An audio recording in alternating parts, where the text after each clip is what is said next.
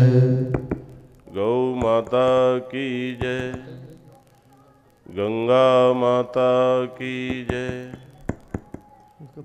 गायत्री माता की जय, भारत माता की जय, बोलो बजरंग बली की जय। नारायण नारायण नारायण नारायण। आइए दूसरे अध्याय के 62वें श्लोक से प्रारंभ करते हैं। ओम श्री परमात्मने नमः। ध्यायतो विषयान् पुंसः संगस्तेषुपजायते, संगात् संजायते कामः, कामात् क्रोधोऽभिजायते। यह श्रीमद् भगवद गीता का स्पष्ट मनोविज्ञान है। भगवान कहते हैं कि विषय का आकर्षण और उससे उत्पन्न विकार, यह तुम्हारा स्वभाव नहीं है। स्वभाव यानी तुम्हारा अपना जो स्व है, विशुद्ध स्व। आगे 8वें अध्याय में आप पढ़ेंगे स्वभावो अध्यात्मम उच्यते। तो जो तुम्हारा विशुद्ध स्व है उसमें ये नहीं है। उसमें तो वो तो सच्चिदानंद है कि उससे प्रकाशित जो तुम्हारा अपना अंतःकरण है उसमें भी ये सदैव नहीं है कि उसमें इनकी परंपरा के उदय की संभावना है कि ये कभी भी जाग पड़ते हैं। जैसे आपके ऑफिस में हमेशा चपरासी नहीं होता, काम लेना होता है तो उसे बुला लेते हो। कई बार वो स्वयं भी आ जाता है। ये भी ऐसे ही हैं, ये काम के भी हैं।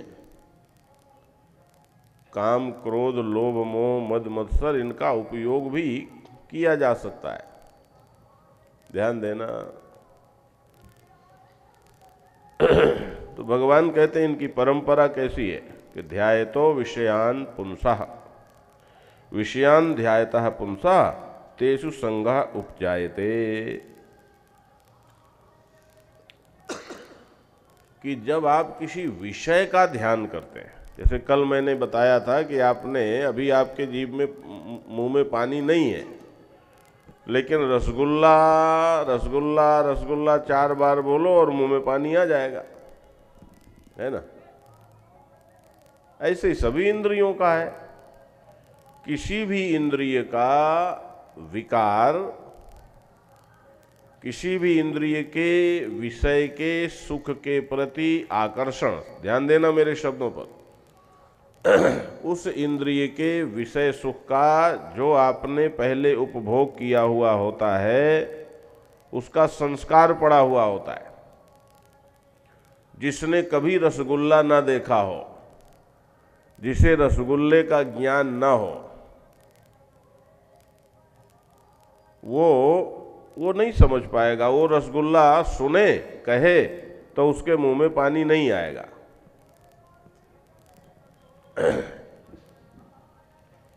लेकिन जिसके अंदर संस्कार है, रसगुल्ले से जिसका परिचय है और रसगुल्ले के सुख का जिसको पहले से पता है, वो यदि रसगुल्ला शब्द सुनेगा तो एकदम उसके अंदर संगता हो जाएगी। संगता, किससे संगता हुई जरा ध्यान देना कि आपके अंदर जो रसगुल्ला खाने से मिलने वाले सुख के संस्कार हैं वो आपके अनकॉन्शियस माइंड में जमा है।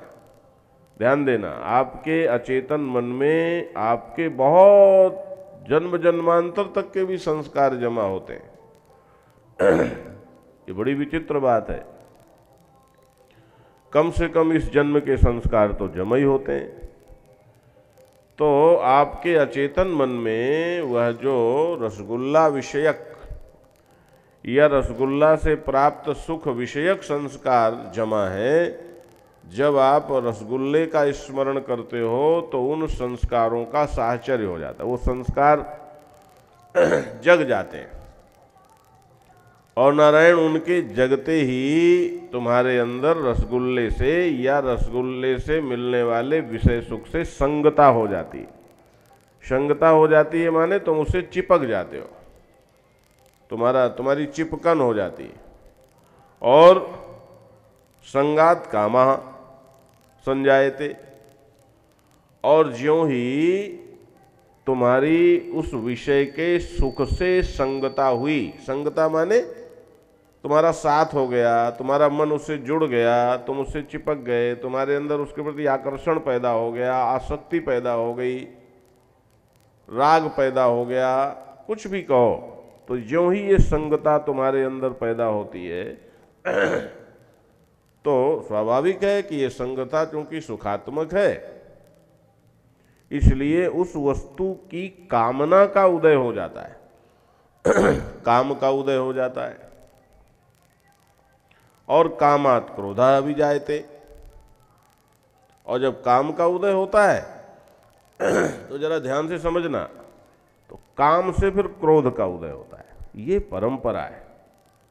मैंने आपसे पहले भी कहा है कि कोई भी व्यक्ति लगातार बहुत देर तक न कामी रह सकता है न क्रोधी रह सकता है।